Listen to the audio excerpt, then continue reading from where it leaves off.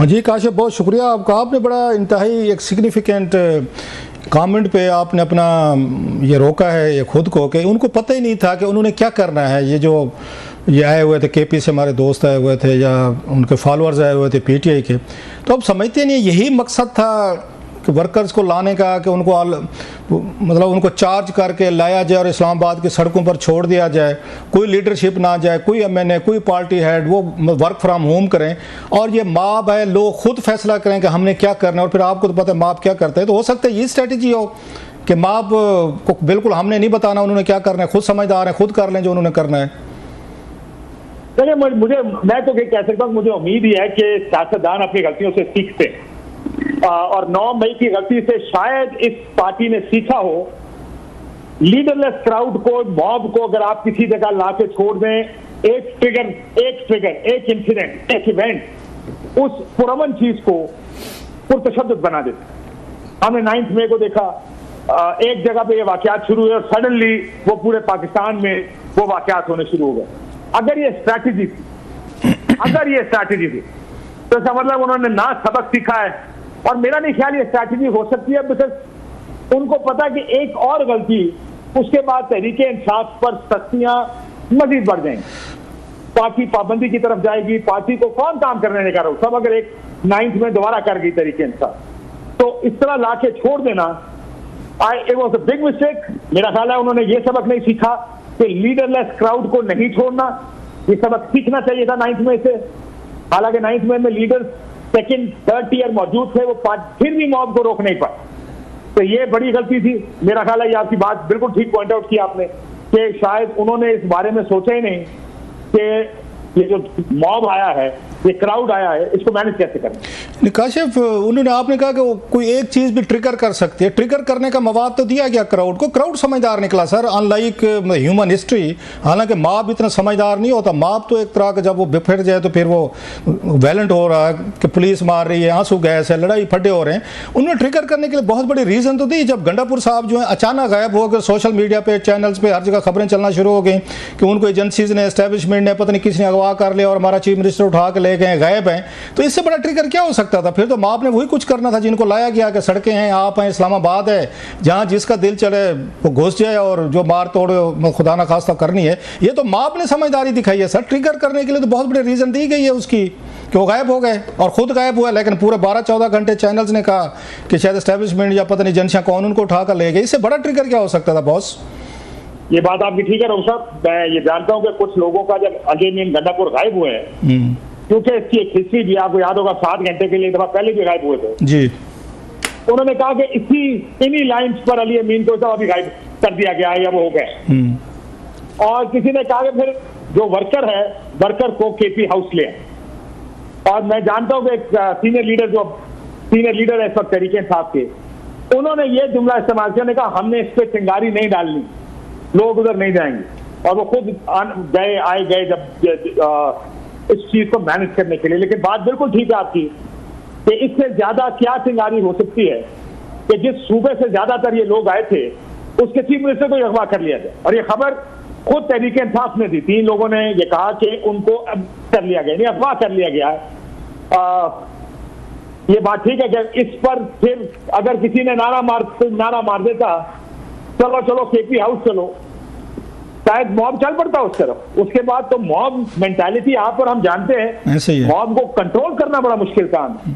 तो ये शायद मॉब, जैसे आपने कुछ वीडियोस देखी हैं, आपने देखा कि कैसे उन्होंने फौज के साथ इंगेज किया सड़क पे जी। तो मॉब ज्यादा मेरा ख्याल समझदार निकला इनसे, इनकी लीडरशिप से। सही। अच्छा सर, ये बताएं हम काशिफ के क्या रीजन आपके जहन में आते हैं? पॉलिटिक्स को 20-25 साल से ज्यादा डायरेक्टली आप उसको कवर कर रहे हैं, एक एक चीज जानते, थ्रेड बेयर आप इसकी चीजें, कि गंडापुर साहब क्राउड लाए हैं, लाने के बाद उनको इस्लामाबाद छोड़ने के बाद वो गायब हो जाते हैं, क्यों? मतलब है उनको फरार होने की क्या, जो आप सवाल पूछ भी रहे थे और बड़ा अच्छा इंटरव्यू किया आज आपने गौर साहब का, कि उनको फरार होने की, भागने की क्या जरूरत थी? क्या उन्हें खौफ था? वो रहते इधर, बैठते, एक वजीर आला हैं, केपी हाउस हैं, गिरफ्तार हो जाते तो फिर और बहुत बड़ी खबर बननी थी, ये तो वो चाहते थे। तो उनको फिर भागने की, फरार होने की उनको क्यों जरूरत पेश है? इतना बड़ा क्राउड लाए हैं, उनकी जिम्मेदारी लें, अपनी उनकी जानें बचाएं, पुलिस वालों को बचाएं, इस्लामाबाद के शहरियों को बचाएं, आपकी जिम्मेदारी का आप लोग लेकर आ रहे हैं। तो क्या चीज़ उनके जहन में थी कि वो क्यों गायब हुए और 12-14 घंटे गायब हो गए, 12 जिलों के बाद फिर आके जो आपने भी नक्शा दिखा रहे थे एक बड़ा दिलचस्प अपने में कि what made him to fly, वो क्यों भागे हैं सर? लास्ट टाइम भी मेरे से आपने इस तरह का सवाल पूछा था। देखिए लोगों के दिमाग में तो मैं नहीं घुस सकता सर। रीडिंग तो मेरे लिए शेयर करें ये जवाब देना तो बड़ा मुश्किल है कि उन्होंने क्यों किया, ताकि ट्राई एंड आंसर कि मेरा जहन में क्या आ रहा है सर। उनको भागने, उनको जाने की जरूरत नहीं थी। यानी मेरा ये ख्याल था कि अगर अली अमीन गंडापुर इस्लामाबाद आए हैं, क्राउड लेकर आए हैं, तो किसी प्लान के जरिए आए, तो प्लान के तहत आए होंगे, कोई धरना देना होगा। It has to be more than कि सिर्फ हमने डी चौक पहुंचना। देखिए आपको याद होगा इससे पिछले हफ्ते वो लाहौर गए, पिछले 10-15 दिन में ये इस्लामाबाद का उनका दूसरा फेरा है। इतना आसान नहीं होता कि आप एक क्राउड इकट्ठा करें, 500,000 गाड़ी आप लेकर केपी से निकले और उसको इस्लामाबाद लेकर आए और फिर उसको वापस लेकर जाए जी। इसमें पैसे बड़े इन्वॉल्व हैं, इसमें ह्यूमन रिसोर्स बड़ा इन्वॉल्व है, जो कि एक सियासी जमात के लिए बड़ा मुश्किल होता है हर हफ्ते इकट्ठा करना। वो क्यों चले गए? मुझे ये लगता है कि उनके ऊपर प्रेशर शायद ये हो कि कॉल ऑफ करें कोई अभी, और देयर वाज अ सेंस कि ये जो एहतजाज है ये चलता रहेगा, ये रुकेगा नहीं। ये तो कॉल ऑफ की बात, ये कॉल जी बोलो प्लीज। अली अमीन ये कॉल नहीं लेना चाहते थे कि एहतजाज को कॉल ऑफ किया जाए या वो करें। मैं आपको इतना भी बता दूं कि एक जरिए ने पीटीआई के एक सोर्स ने हमें ये बताया कि जब मुलाकात हुई पहली दफा केपी हाउस में बैरिस्टर गौर की, अब बैरिस्टर गौर साहब ने ना डिनाई किया ना उसको ऑन किया, बड़ी साइड नहीं, ऐसा नहीं हुआ। लेकिन वो वहां से निकले तो उनको कहा गया ही सेफ, आप इस एहतजाज को कॉल ऑफ करें। तो उन्होंने वापस आके पॉलिटिकल कमेटी को कहा, पॉलिटिकल कमेटी ने कहा जी आप जाके ऐलान कर दें। तो ये सेंस था कि हमें वोटी कर देंगे जिन लोगों को हम इतना चार्ज करके यहाँ लाए अगर हम इसको कॉल ऑफ करें। तो ये एक सेंस, एक बात उनकी पॉलिटिकल कमेटी के मेंबर ने मुझे ये बात बताई है। तो ये कोई नहीं करना चाह रहा था कि ये अनाउंस करे जाके अवाम के सामने या इस मॉब के सामने कि हम आपका ये एहतजाज कॉल ऑफ करें। ये भी आपने बड़ी, अगर आप मुझे कहे कि मैं जी अगर मुझे कह रहे हैं कि मैं घोड़े दौड़ाऊं अपने, तो मैं अगर बहुत ही दौड़ाऊं तो मुझे ये वजह नजर आती है जिसकी वजह से अली अमीन चले गए हों कि वो कोई फैसला नहीं कर सकते होंगे उस जगह पे, कि जो फैसला शायद पार्टी, शायद खान साहब उससे चाहते थे, वो फैसला वो कर नहीं सकते थे, और जो दूसरा रास्ता है वो करना नहीं चाहते थे। बड़ी अहम आपने एक एनालिसिस दिया है, रीडिंग दी है, खबर शेयर की है, विच कन्विंसिंग भी लग रही है आपकी बात। लेकिन आपको याद होगा लास्ट टाइम जब खान साहब के पास गए थे, उसमें एजेंसीज के लोग गए थे, या आजम सवाती साहब सुबह सवेरे जो जेल खुलवाई गई थी, तो उसके बाद 8 सितंबर का जलसा मिला, तो खान साहब ने उस वक्त भी कहा था कि अब मैं भी कहूँ ना कि जलसा कैंसिल करना है, कॉल ऑफ करना है, नहीं करना। तो ये तो सबको पता था पार्टी में कि जब तक इमरान खान साहब को वहाँ से कॉल नहीं आएगी, मैसेज नहीं आएगा, तो वो उसमें तो किसी में जुर्रत नहीं है कि वो जनाब वो सारे ये हंगामा वगैरह जो इसको कॉल ऑफ करें। और प्लस ये बताइएगा कि यही मकसद नहीं था कि जनाब कि इस्लामाबाद में अगर हंगामा होता है, यहाँ पे क्यास होता है, पैनिक होता है, खुदा न खासा वायलेंस होता है, तो फिर इस्टेब्लिशमेंट फिर ये इन्हीं लोगों को लेगी और जाएगी वहाँ पे जेल में और खान साहब को कहेगी मेहरबानी फरमाएं, जैसे पहले अगस्त में आपने की थी, कॉल ऑफ की थी एजिटेशन, जब वो यहाँ पे मजहबी जमातों के ग्रुप आए थे। तो अब आप ये सूरत हाल को संभालें और फिर खान साहब अपने टर्म्स उनको डिक्टेट करवाएंगे, ओके फाइन मैं करता हूँ, तो मेरे लिए क्या है इसमें सारा। तो लगता है इसी तरह की प्लानिंग थी, इसी तरह का मनसूबा था जो शायद ये वर्कआउट नहीं हुआ। देखिए अली अमीन साहब का कल जब जो उन्होंने पहला असेंबली से खिताब किया और आज भी जी, उन्होंने कहा जब मैं डी चौक पहुंचा मैंने ये सोचा कि मैं केपी हाउस जाऊं, वहां जाके थोड़ा रेस्ट करेंगे, फ्रेशन अप होंगे और खान साहब से बात होगी। उन्होंने उस दिन कहा खान साहब से बात होगी, मुलाकात होगी। आज उन्होंने कहा कि बात होगी।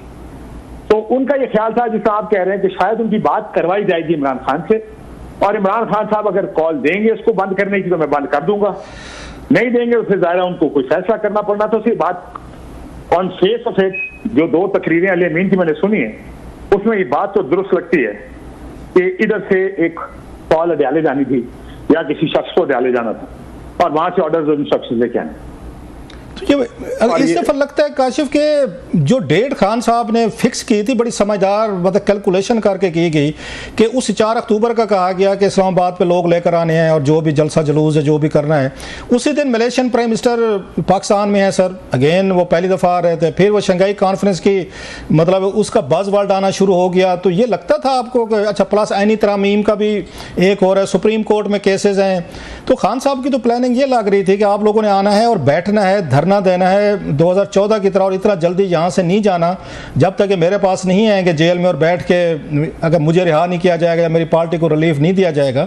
तो खान साहब ने तो बाकायदा डेट्स वगैरह सारी उन्होंने बड़े इंतज़ाम प्लान करके उन्होंने ये चुनी थी, तो शायद बैक फायर कर गए हैं और उनका जो फॉलोअर था वही वाली बात जो हम बार बार कह रहे हैं वो समझदार निकला है सर।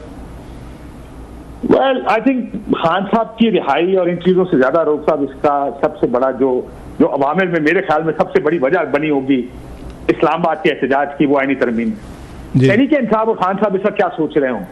लेकिन इस वक्त एक इदारा है जिससे तहरीके इंसाफ को ये उम्मीद हो सकती है कि वहां से उनको किसी किस्म का रिलीफ मिल सकता है, और वो है सुप्रीम कोर्ट। इससे पहले आपने देखा मखसूस नशिस्तों के केस में सुप्रीम कोर्ट ने रिलीफ दिया।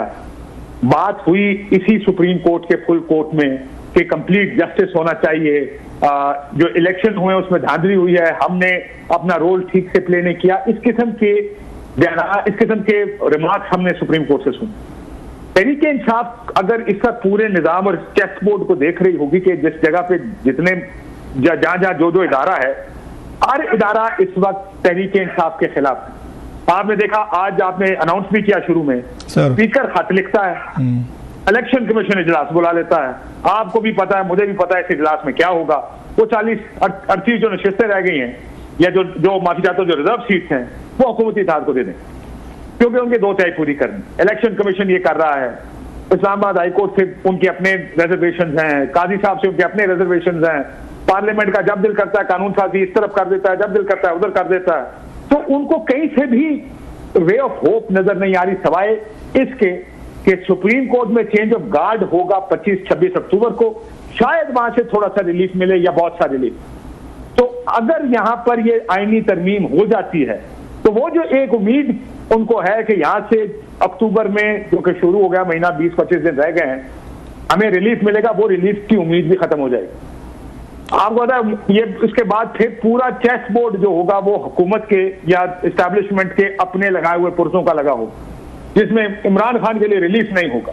तो मुझे ये लगता है कि वो ये सब इमरान खान की रिहाई से ज्यादा आईनी तरमीम को रोकने के लिए इस्लामाबाद लाए। अच्छा काशिफ ये बताएं, आपकी भी बात हुई होगी, बहुत सारे ये पीटीआई के लोग जो आपके जानने वाले हैं उनमें से किसी ने ये बात बताई कि पहली दफ़ा हमने देखा, मेरी लिविंग मेमोरी में शायद पहले होता हो तो मुझे नहीं पता, आप ही बताइएगा please, correct me if I am wrong, ये कभी नहीं होता कि कोई पॉलिटिकल पार्टी इस्लामाबाद है, लॉन्ग मार्च करके आए, वो धरना करके आए, वो जो भी अपने मुतालबात लेकर आए, लीडरशिप हमेशा साथ होती है, MNA, senators, party chairman, deputy secretary सारे होते हैं।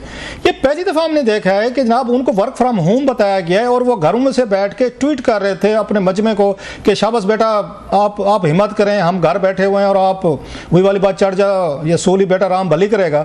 आपकी किसी से बात हुई कि उनको क्यों रोका गया कि आप लोगों ने इस जलूस में, एजिटेशन में, हंगामे में आपने शरीक नहीं होना?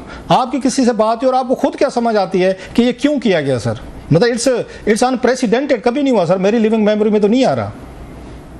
ये बिल्कुल ठीक कह रहे हैं आप, ये आपको कोई इस तरह का इंसिडेंट याद नहीं होगा क्योंकि अमूमन लोग निकलते ही लीडरशिप के पीछे हैं। जी लीडरशिप ही नहीं होगी तो लीडरलेस लोगों ने किसी चौराहे पर जाके या किसी बीच चौक में जाके क्या करना है? वो तो कोई लीडर आता है, वो तकरीरें करता है। बात मेरी बहुत हुई, सबकी कहानी एक ही है जिसमें जो बिलीवेबल भी है किसी हद तक,